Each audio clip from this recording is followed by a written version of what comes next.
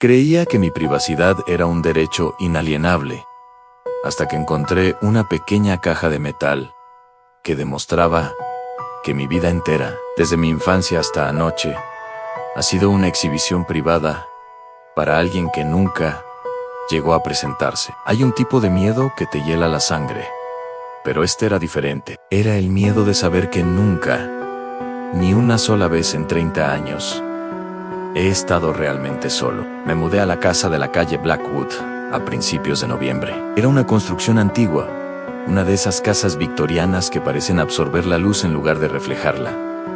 Pero el precio era demasiado bueno para dejarlo pasar. Como escritor independiente, buscaba el silencio que solo una estructura de madera vieja y muros gruesos podía ofrecer. Los primeros días se perdieron en una bruma de desempaque y café frío. Sin embargo, el sótano siempre me había dado mala espina. Era un espacio húmedo, con paredes de piedra vista y un suelo de tablones de roble que crujían con un lamento casi humano bajo mis pies. El aire allí abajo olía a tierra estancada y a un metal oxidado que te dejaba un sabor amargo en la parte posterior de la garganta. Decidí que el sótano sería mi almacén, pero antes debía reparar una sección del suelo que se sentía extrañamente hueca cerca de la caldera. Fue el martes pasado, alrededor de las 11 de la noche, cuando tomé la palanca y comencé a forzar las tablas. El sonido de la madera astillándose resonaba con una violencia innecesaria en el silencio absoluto de la casa. Tras retirar 3 tablones podridos, no encontré tuberías ni cimientos de piedra. Encontré un hueco excavado en la tierra seca, y dentro de él, una caja de municiones de la Segunda Guerra Mundial, oxidada y sellada con cinta aislante negra. Mis manos temblaban un poco por el esfuerzo físico, o quizás por ese instinto primario que te advierte que estás a punto de cruzar una línea de la que no se regresa. Con un cuchillo, corté la cinta y abrí la tapa. Dentro no había balas ni tesoros. Había cientos de fotografías Polaroid, organizadas meticulosamente en pequeños fajos sujetos con ligas elásticas. Tomé la primera fotografía del fajo superior. El corazón me dio un vuelco que me dejó sin aire. Joan estaba durmiendo en mi cama, en esta misma casa. La foto había sido tomada desde el ángulo exacto de la puerta de mi habitación, dejada apenas entreabierta unos 5 centímetros. La luz de la luna se filtraba por la cortina, iluminando mi rostro relajado. La fecha escrita con marcador negro en el borde blanco de la foto era de hace apenas 3 días. Sentí un sudor frío empapar mi frente. Miré a mi alrededor, hacia las sombras densas del sótano, esperando que alguien saltara de la oscuridad, pero solo escuché el zumbido eléctrico de la vieja caldera. Pasé a la siguiente foto. Misma posición, mismo ángulo de la puerta entreabierta, pero el dormitorio era diferente. Reconocí las paredes azul marino de mi apartamento anterior en la ciudad, el que dejé hace 6 meses. Seguí pasando fotos con una desesperación creciente. Fajo tras fajo, las imágenes retrocedían en el tiempo. Apareció mi casa de la universidad, mi dormitorio en la residencia estudiantil, la habitación de invitados en casa de mis tíos, donde me quedé una semana, en 2018. En cada fotografía era una réplica exacta de la anterior en composición. Yo, sumido en un sueño profundo, vulnerable y ajeno a todo, visto a través de la rendija de una puerta que yo siempre juraba haber cerrado por completo antes de acostarme. El fotógrafo no estaba fuera de las casas, estaba dentro, siempre estuvo dentro. Llegué al último fajo, el que estaba en el fondo de la caja. Las fotos eran más viejas, los bordes blancos habían amarilleado y el color de la imagen estaba desgastado. Vi mi habitación de la adolescencia, con los pósteres de bandas de rock y el desorden habitual. Y finalmente, la última foto. Era una habitación con papel tapiz de dinosaurios y una lámpara de noche en forma de cohete. Era yo, a los 6 años, durmiendo con mi peluche favorito bajo el brazo. La puerta, como siempre, estaba ligeramente abierta, revelando solo un fragmento de la oscuridad del pasillo, desde donde se tomó la foto. En ese momento, el silencio del sótano se volvió insoportable. Una comprensión espantosa se apoderó de mí. A quienquiera que hubiera tomado estas fotos, no era un dueño anterior de la casa, ni un acosador local. Era alguien que se mudaba conmigo, alguien que conocía mis horarios, mis miedos y mis hábitos mejor que yo mismo. Alguien que había hecho de mi vida su proyecto fotográfico personal durante 3 décadas, moviéndose de estado en estado, de casa en casa, sin dejar rastro más que estas imágenes enterradas. Dejé caer las fotos y retrocedí, golpeando accidentalmente la caldera. El estruendo metálico me hizo saltar. Miré hacia la escalera de madera que subía hacia la cocina. La puerta del sótano, que yo recordaba haber dejado abierta de par en par para que entrara algo de luz, estaba ahora casi cerrada. Solo quedaba una rendija de unos 5 centímetros. Un escalofrío me recorrió la columna cuando noté algo más. En el suelo de madera, justo frente a la rendija de la puerta del sótano, había algo pequeño y cuadrado que no estaba allí antes. Caminé hacia la escalera con las piernas flácidas, como si fueran de trapo. Al llegar al primer escalón, vi lo que era una Polaroid fresca. La imagen aún se estaba revelando, pero ya podía distinguirme a mí mismo, de espaldas, arrodillado frente al hueco del suelo del sótano, sosteniendo una caja de metal. La foto había sido tomada desde la parte superior de la escalera. Hace apenas unos segundos, no escuché pasos, no escuché la puerta abrirse ni cerrarse. Solo el silencio sepulcral de la casa y el latido desbocado de mi propio corazón. Levanté la vista hacia la rendija de la puerta y por un instante juré ver el brillo de una lente o de un ojo humano, observándome desde la penumbra del pasillo. Salí de la casa esa misma noche, sin maletas, sin llaves, sin mirar atrás. Ahora vivo en hoteles, cambiando de habitación cada 2 días. Pero cada vez que me acuesto, no puedo evitar fijar la mirada en la puerta. Porque sé que, no importa cuántos cerrojos ponga, al despertar, en alguna parte, habrá una nueva fotografía mía, esperando a ser archivada, en esa caja que nunca debí abrir. El monitor oculto tras la pared. La tecnología debería darnos seguridad, pero a veces solo sirve para confirmar que nunca estuvimos realmente solos. Hay un tipo de silencio que no es paz, sino el sonido de alguien, conteniendo el aliento, mientras te observa desde las sombras de tu propia casa. Me mudé a esa casa en las afueras a finales de agosto. Era una construcción de los años 90, lo suficientemente moderna como para no ser una ruina, pero con el carácter suficiente para tener rincones que aún no exploraba. Como traductor autónomo, paso la parte del tiempo en silencio, lo que agudizó mis oídos de una forma casi obsesiva. Fue en mi 3ª semana cuando lo noté, un zumbido eléctrico, tenue, pero constante, que parecía vibrar en la base de mi cráneo. Al principio, pensé que era un problema de los electrodomésticos o un transformador cercano, pero el sonido tenía una cualidad diferente. Era un pitido de alta frecuencia que solo se escuchaba cuando la casa estaba en absoluta calma. Tras días de caminar por los pasillos pegando la oreja a las paredes como un loco, descubrí que el origen estaba en el sótano. El sótano era un espacio gris, frío y mal iluminado, utilizado principalmente para almacenar cajas que aún no tenía ganas de desempacar. El zumbido se intensificaba cerca de la pared del fondo, justo debajo de mi dormitorio principal. Noté que esa pared en particular sonaba hueca al golpearla. Al observar con una linterna, me di cuenta de que el acabado del panel de yeso no coincidía exactamente con el resto. Había una junta casi invisible, sellada con una silicona del color exacto de la pintura. Con un martillo y una palanca, y empujado por una irritación que bordeaba la paranoia, comencé a tirar del panel. La madera se astilló con un estruendo que pareció demasiado fuerte en la soledad del sótano. Tras la primera capa de material, no encontré tuberías ni aislamiento. Encontré una puerta de madera contrachapada, sin pomo, que se abría simplemente empujándola. El olor que emergió de allí me revolvió el estómago.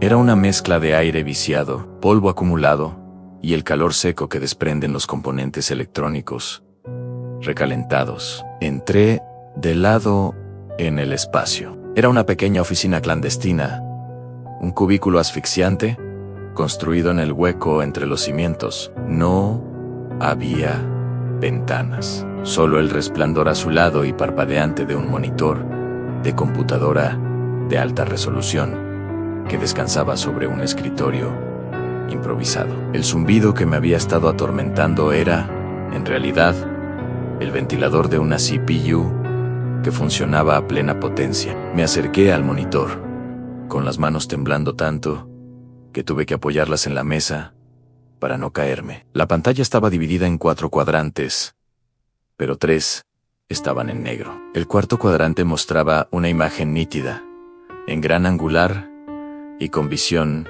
nocturna infrarroja. Tardé unos segundos en procesar lo que estaba viendo. Era mi habitación. Podía ver mi cama, el libro que había dejado abierto sobre la mesa de noche, e incluso la ropa que había tirado al suelo antes de bajar al sótano. El ángulo de la cámara era perfecto. Estaba oculta dentro de la rejilla de ventilación del techo, justo encima de mi cabecera. Sentí una náusea violenta. Alguien me había estado observando dormir, leer y vestirme desde que llegué. Pero el verdadero horror no fue la imagen. Fue el audio. Al lado del monitor había un par de auriculares profesionales conectados a una consola de mezcla pequeña. El volumen estaba al máximo. Sin pensarlo, me puse los auriculares. Un estallido de estática me llenó los oídos, seguido de un sonido rítmico y pesado. Wuhan, Ripley. Wuhan, Ripley. Era una respiración pero no era la mía. En el monitor, la habitación estaba vacía. Yo estaba en el sótano, por lo que mi cama estaba desierta. Sin embargo, el micrófono de alta sensibilidad instalado en mi cuarto estaba captando a alguien respirando justo al lado de la rejilla de ventilación. El sonido era tan cercano que sentí como si alguien estuviera exhalando directamente en mi oído. De repente, en la pantalla, vi como la puerta de mi dormitorio, que yo había dejado cerrada al bajar, se abría apenas unos centímetros. Una sombra larga y delgada se proyectó sobre la alfombra. Por los auriculares, escuché el crujido inconfundible de la madera del suelo de mi habitación. El mismo crujido que yo escuchaba cada noche antes de dormir y que siempre atribuía a la casa asentándose. La sombra en el monitor se detuvo frente a la rejilla de ventilación. En la oficina del sótano, noté algo que me detuvo el corazón sobre el escritorio. Al lado del teclado, había una taza de café que todavía emitía un hilo de vapor. Alguien había estado sentado en esa silla hacía menos de un minuto. Alguien que, al escuchar mis martillazos contra la pared, había subido a mi habitación para esconderse. O para esperarme. En el monitor, una cara pálida y desencajada comenzó a asomarse por el borde de la puerta, mirando directamente hacia la cámara oculta, como si supiera que yo lo estaba observando desde abajo. La figura sonrió, mostrando una hilera de dientes amarillentos, y levantó un dedo hacia sus labios en un gesto de silencio. Solté los auriculares y salí corriendo del sótano, pero no subí a la casa. Escapé por la pequeña ventana del garaje y corrí hacia la calle principal, gritando por ayuda bajo la lluvia fría de la madrugada. La policía llegó 20 minutos después, pero para cuando entraron, la oficina secreta estaba vacía. El monitor había sido destrozado y la CPU ya no estaba. Lo único que encontraron en el escritorio fue una nota escrita a mano que decía: "Gracias por el café. Tu respiración suena diferente cuando tienes miedo". Nunca regresé a esa casa. Ahora vivo en un estudio moderno, sin áticos, sin sótanos y con las paredes de concreto sólido. Pero cada noche, antes de apagar la luz, reviso la rejilla de ventilación del aire acondicionado, porque a veces, cuando el silencio es absoluto, juraría que escucho, muy tenuemente, el zumbido de un ventilador electrónico girando detrás de la pared. La réplica en el segundo sótano. Hay cosas que perdemos y pensamos que simplemente se extraviaron en el caos de una mudanza. Pero la verdad es que alguien las estaba recolectando para construir una versión de mi vida en la que yo no estaba invitado. Lo que encontré bajo mi propio suelo me hizo comprender que mi hogar nunca fue realmente mío, sino el escenario de alguien más. Me mudé a esa casa, en las afueras de la ciudad, buscando un aislamiento que mi carrera como programador independiente me exigía. Era una estructura antigua de 2 plantas, con un sótano amplio que planeaba convertir en mi oficina. Durante los primeros meses, todo parecía normal, salvo por una molesta tendencia a perder objetos cotidianos. Primero fue una sudadera gris, mi favorita, esa que tenía una pequeña mancha de café en el puño derecho. Luego desapareció un reloj de pulsera que dejé sobre el lavabo.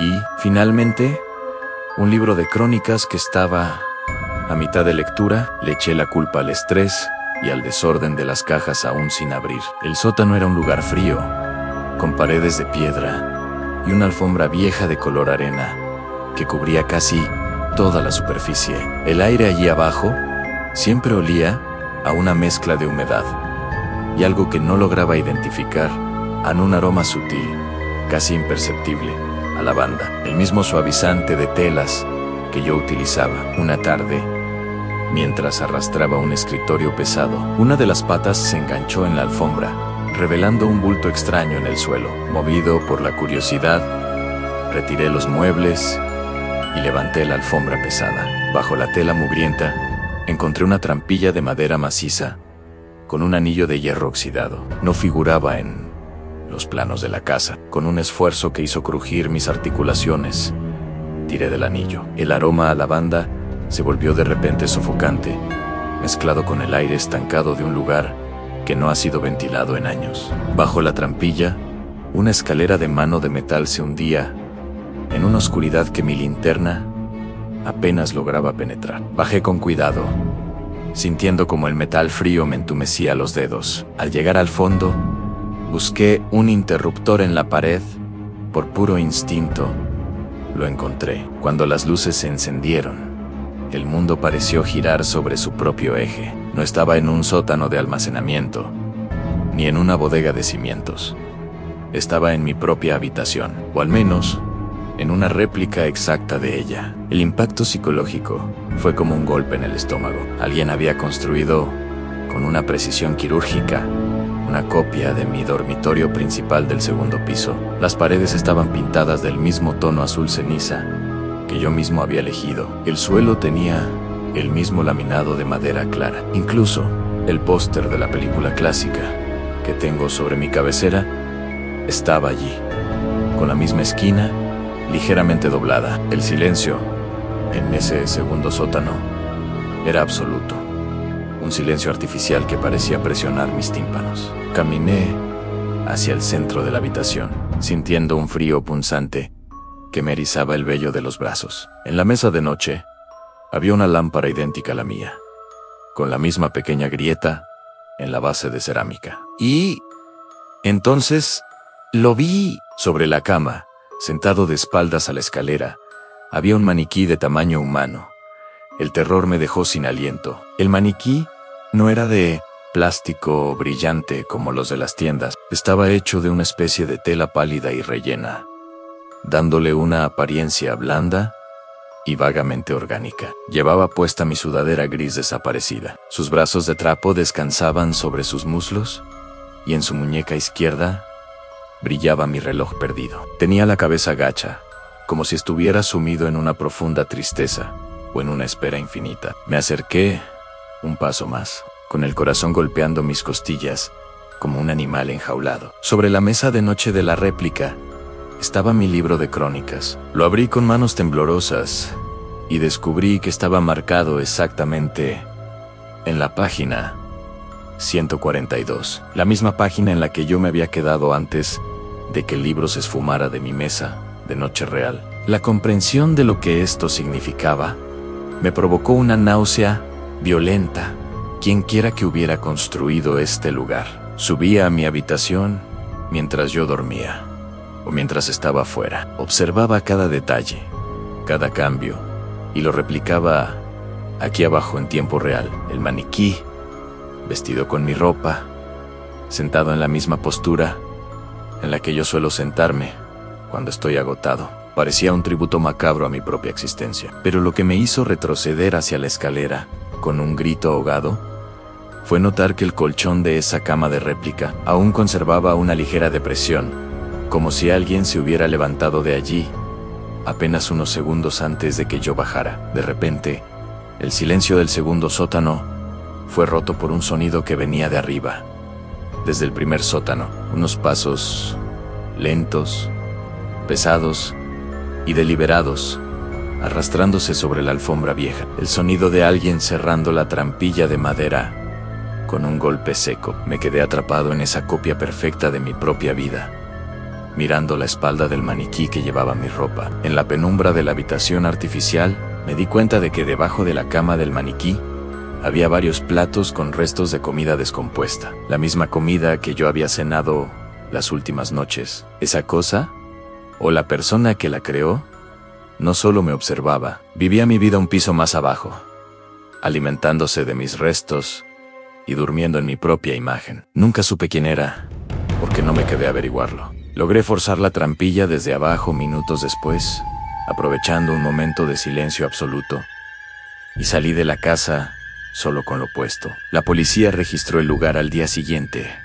pero para cuando llegaron, el segundo sótano estaba vacío. No había muebles, ni maniquí, ni ropa. Solo quedaba el aroma a lavanda y un pequeño trozo de papel sobre el suelo que decía: gracias por el cambio de ropa. Me quedaba mejor a mí. Hoy vivo en un apartamento de una sola planta, sin sótanos y con cámaras en cada rincón. Pero cada vez que me siento en el borde de mi cama, no puedo evitar pensar si, en algún lugar, bajo mis pies, alguien más está sentando en la misma posición, vistiendo la ropa que ya no encuentro en mi armario.